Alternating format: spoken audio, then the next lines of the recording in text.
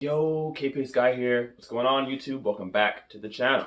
So, last week in a video, I asked you guys to submit to me your best photos of your home theater, your listening room, media room, Bluetooth speakers, whatever you have.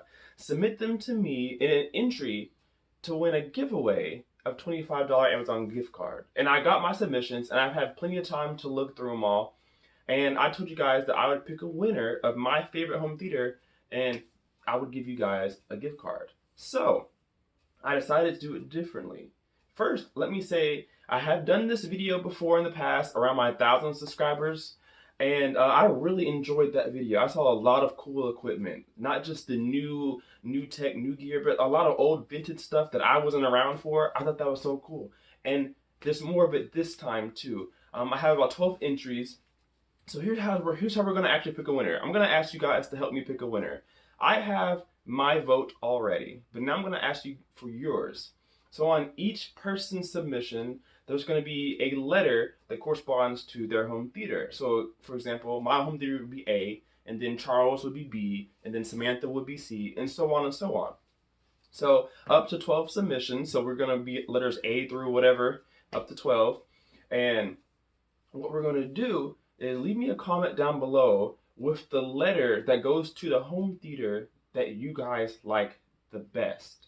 And then I'm going to tally up all the letters in the home theater, and that's how we're going to pick a winner. Now, since ultimately I have to pick the winner, which one I like best, my vote counts as 3 total points, okay? So if I pick home theater B, that's worth 3 extra points because ultimately I'm giving the giveaway away. But you guys get to put your input in it too. So if contestant A is my favorite, he gets 3 points, but contestant B has 5 votes from you, 5 wins, right? Even though 3 of them came from me, 5 still wins. Let's say contestant C has my vote plus 3 of your votes, so that's a total of 6, but contestant A has 5 of your votes. 5 to 6, contestant with the most votes will win. So does that make sense to you guys? That's how we're going to do it. So look through the pictures with me. I'm going to show you guys all the pictures that they sent me. And look on the top corner of the video, and you're going to see a letter that goes with that home theater. And you guys pick the home theater that you guys think is the best. You can only vote once. Doesn't matter who you vote for, but you can vote one time. I'm going to tally up all the letters, and then we'll see who wins. And of course, I'll put my win in there as well. Also, real quick before we get started, I'm going to go through all the pictures. I'm going to have a list of all their equipment, and I'm going to tell you guys what I would fix in your home theater. So I'm going to critique, not too much, just one small piece of advice per home theater, and then we're going to keep it moving. So I hope you guys really enjoyed this video. I thought it was super cool. I think you're going to like it. Thank you so much for all who participated in sending in your submissions to me. It's been really, really fun putting them together, and I love what I've seen, excuse me. So this is going to be super fun, and good luck to the winner. Kpaceguy out. Okay, I'll meet you there. Alright. I'll see you later, okay? Yeah, me too. Damn! Man, that girl. First on our list is Stefan from New York. His fronts are Polk Monitor 70 Series 2.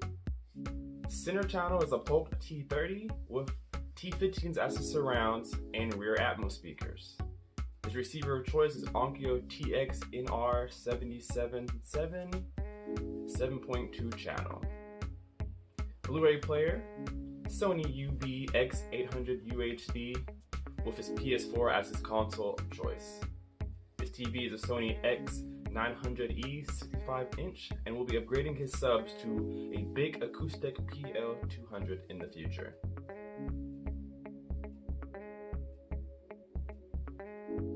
This next submission comes from David. The receiver of choice is a Denon AVR 4810 CI 9.3 channel receiver. TV is an LG 65-inch 4K television. His speakers are powered by an XPA3 Gen 3.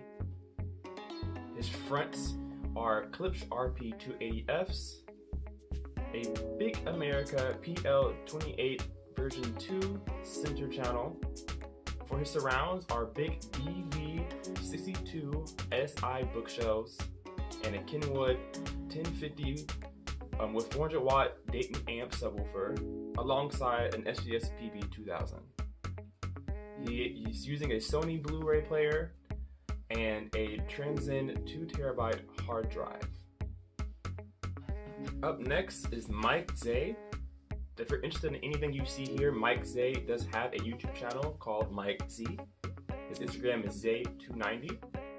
TV of choice is a big old Samsung Q8 FN 65-inch 4K TV. His fronts are Fluence Classes Elite. His center and his surrounds are Fluence Signature Series. His subwoofer is the dual Fluence DB12 12-inch subwoofer. His Atmos speakers are powered with SVS Prime elevations. His receiver is Onkyo TX-RZ610. Powering everything is a power conditioner from Panamax, the M5300 PM. Turntable of choice is the Orbit Plus U-Turn Audio Orpton 2M Red. His Blu-ray player is the Far Instinct Oppo 203 4K player. His cables are AudioQuest, Vaca HDMI, Golden Gate, and Venom power cord. He's using a universe remote from Logitech, the Logitech Harmony Ultimate. I believe he pronounced this as Kpaceguy. I'm not sure. Correct me if I'm wrong in the comments. But he's using a whopping 135-inch Elite projection screen with an Optima UHD 50 projector, so you know you're getting the best experience there. His fronts are Klipsch RP280s, as well as the Klipsch RP450 center channel. In the back, he's using another rear center channel, a Klipsch 250C. His subwoofer of choice is the SCS PB4000, all glossy black, just like mine. He's using 4 Klipsch 14s for his Atmos speakers. His receiver is a Denon X4400H. Powering everything is an Emotiva BassX 5175 5-channel amplifier. Conditioning all the power is a Panamax 5300 PM. Blu-ray player of choice is a Sony X800 4K. Universal remote is a Harmony Elite. He's using 5, I'm not sure how you say this, never heard of these lights before, but I think it's Lifex or Lifex, not sure. But they're smart lights controlled by an Echo Dot, looking to upgrade Atmos speakers soon. And get this, guys, it's all in an apartment. Next on our list is Peter John Aquino from Manila, Philippines. He's using a simple Samsung 1080p flat screen TV, using his Bluetooth speakers for all his audio needs, and has 2 different Blu-ray players. One's a 1080p Blu-ray player and one's a 4K. No stranger to the channel is Super TA329 from South Jersey. His TV is a Sony XBR65Z9F. Had it professionally calibrated as well, so you know it's looking as crisp as possible. His receiver of choice is Yamaha RX-A70BL. His fronts are Definitive Technology SM55 bookshelves, as well as Definitive Technology CS8040 HD for the center. He's using Pro Monitor 1000 surrounds and dual Definitive Technology Pro Sub 1000 subwoofers. Again, it seems to be a common trend here. Blu-ray player of choice is a Sony UBP X800. That might be the 3rd one and the 4th Sony overall. Aircom AT8 cooling fans are cooling his receivers and electronics. Thanks to me, he said that he found it through me, so I'm glad I could help you out there. And his power conditioner is a Panamax M5300. It seems like Panamax is ruling the power conditioner world as well. Next, we have Cesar Argueta. He's from El Salvador, Mexico. His fronts are Klipsch RP260Fs. Center channel is the Klipsch RP250C. The surround are Klipsch RP150Ms. Subwoofers are dual Klipsch R12SWs. Receiver of choice, Onkyo TX-RZ820. Streaming of choice is the Apple TV, and he's watching his Apple TV on a big old Sony screen. Dreamon is also no stranger to the channel, probably leaves a comment on every video, so I'm familiar with him. But what you may not be familiar with is that he has his own YouTube channel called Dreamon Crawford, so check that out. His receiver is a Pioneer Elite SC-LX502. Blu-ray player of choice is a Pioneer Elite BDP85FD. The TV is the Vizio P Series 55-inch E1. His music listening is on a Pioneer Elite N50/Logitech Touch. His power conditioner, again, is a Panamax M5300EX. Fronts are Optimus LS3s. Center channel is a Polk Audio CS1 version 2. Side surrounds, Optimus LS3. Rears are Optimus X77S. The subwoofers are dual SVS PV4000. This guy right here, I gotta speak about this guy. He's an older gentleman who watches my channel, and he's an audiophile, but he likes to use vintage equipment. So I'm showing you pictures here now from Google because he didn't have anything to submit. But I told him that I would go ahead and find some stuff to show you guys, and he wants us to be introduced to some of the old stuff that's no longer, you know, in stores or in most home theaters now. I thought this was really, really cool. So Les Matthews has a Cerwin Vega D9 as his fronts. His center is a PSB 100. His rounds are the CVD5s. His subwoofer is Acoustic Lab S100 ETH. His CD player is an SI-P300. DVD player is a Panasonic SV35, and his power amplifier is a Technics SADA10.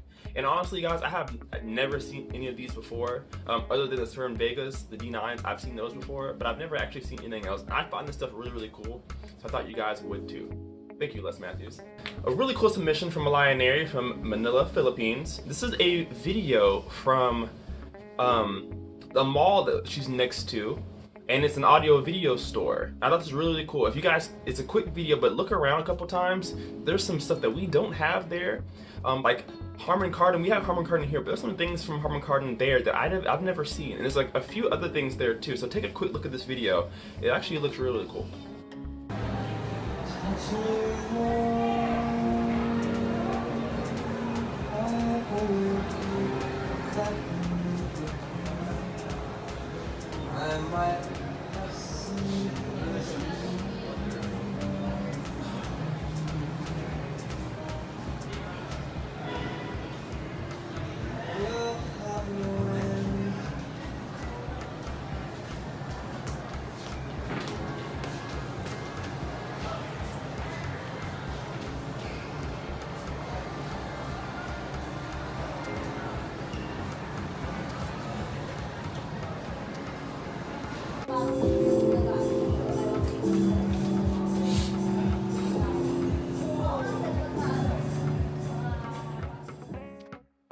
Forgive me, Mattias, if I mispronounce your last name, but I think it's Mattias Doston, I believe.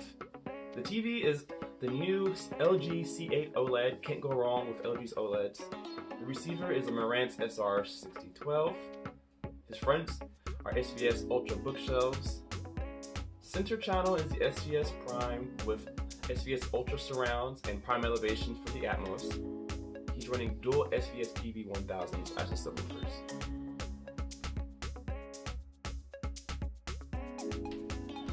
Next on our list is Cassius Watson from the Caribbean islands of Jamaica. His YouTube channel is Cassius Watson if you're interested in looking at his videos. He's using an LG 50-inch PH47000 plasma TV. His CD/DVD player is a Panasonic F87 5-disc. His streaming services are via Roku stick. The receiver he's using is a Sony 7.2 SPR DN1060. His fronts are Infinity Primus P363. His center channel is also Infinity Primus PC351 with Auralex acoustic isolation feet. His surrounds are Fluence XLVP bipolar speakers. The subwoofer of choice is the Big Acoustic PL200 version 2 with SVS sound path isolation feet, and his cables are Media Bridge interconnects. So I have the pictures pulled up in front of me right now on my computer. I'm going to go through and say one thing that I would fix on each home theater, and you guys can leave comments down below if you agree or if you want to say anything else. But we're going to start with Stefan's home theater here. This is one here. I put the picture up again for you guys. The one thing I want to say about your home theater, I love it. It looks really cool. But really quickly, I want to say hide those cables for your Atmos speakers in the back. There are simple hiders, cable hiders from Walmart, Lowe's, anywhere. You can hide those cables. They're paintable, so you can paint them to your wall, or they're already white by default. So just quick clean up. Just go ahead and get those wires covered up. It makes your home theater a little more aesthetically pleasing. Nice home theater though, man. Like it. So this home theater is from Cassius Watson. I love the speakers you have here. I'm very familiar with the Fluence bipolar speakers you have, and I'm very familiar with the subwoofers you have. And I'm pretty familiar with the Infinity speaker line. But for one critique that I would say for you on your home theater, I think you should definitely look into getting some kind of acoustic treatment of some sort, whether it be a painting or any kind of furniture that kind of diffuses sound reflections, because you have a lot of bare hardwood floor, not hardwood, but hard tile floors there, and all your pictures have glass on the front of them, so you're gonna have a lot of reflections, a lot of reverberation, and that can really hurt your sound. So if you can possibly get some kind of soft material, maybe a rug, more rug space. I saw a piece of a rug in one of your pictures, but if you can get a bigger rug or something, maybe some acoustic foam or anything like that, just to help with that sound, you will really love your home theater that much more. Thank you for sending in your submission though, I appreciate it, man. So this was Mike Zay's home theater, and there's not a lot I can say about this home theater. It's pretty cool. You see the record players, or the records on the top of the TV there, and it's just, you know, you have kids when you have a Christmas tree and a whole bunch of penguins and stuff. Really, really cool. You do a lot with the small space you have, but for one critique I would say is to definitely try to match your speakers together. As far as the fronts go, I see you have a Fluence Signature Series center channel and bookshelves for the rears, but your fronts aren't the same. They're a little bit older model. I'm sure it sounds really, really good, but as far as getting the best experience, definitely look into upgrading either the front left or right, or maybe getting back to that center channel until you can get more Fluence signature stuff. It will really help your sound signature that much more. So really cool, really, really cool home theater. I'm loving the record, and that Christmas tree is awesome, man. Thanks for the submission. This home theater was from Mattias. So Mattias, with yours, I really like everything you have in here. Your speakers are of some serious quality, but you only can get the best out of those speakers if you have them placed correctly and, you know, have acoustic treatment, things like that. So my biggest critique for you is to probably go back and move those Atmos speakers that you have in the front and kick them out a little bit wider. They're really, really narrow, so it's going to be really hard for you to really distinct your left Atmos speaker from your right Atmos speaker, because when you're sitting on your couch in your listening position, they're pretty much just going to sound the same. It's going to be a big wall of sound, but no real direction to it. So if you could go and kick your surrounds or your Atmos speakers a little bit wider, probably just above your left and right front speakers, you're going to get a more realistic, more enveloping sound from your Atmos. I think that would really, really help you. But other than that, you have some kick-ass stuff in here. You got a LG C8. I don't even have a C8. I wanted the C8. I'm kind of jealous. And you got Marantz. You can't go wrong with Marantz. So awesome freaking system, dude. I can't wait to hear more from you. Thanks, man. So this one was from Pote, I believe that's how you say it. Correct me if I'm wrong, Mr. Pote. There's not a lot to say about this home theater. This is probably the nicest home theater that I've seen in a while. As far as having a having a projector screen, having a projector, having a PB you said a PB4000, not a PB, it looks like a SB. I guess it is a PB4000. I'm gonna trust your word. It's your home theater. So you got a PB4000. You got all the nicest, latest gear in your home theater. So it's not easy for me to say anything, but of course, everybody can improve. And so my question to you is, what benefits are you getting from that center channel in the back? I know what it used to be for in previous Dolby generations. I know what it used to be for. I haven't really seen much use of it now, so I really want to know how effective that is. But for my biggest critique for yours, I would have to say is, if you're gonna have that rear center back there, maybe have it more centered to the rest of the seats. If you look at the picture there, it's more off towards, I guess when you're sitting down, it's more towards your right ear than anything. And so you have more sound coming from the right side than you do in the center, which is what it's for. So if you could possibly move that to as far over on that mantle as you can, it might help you.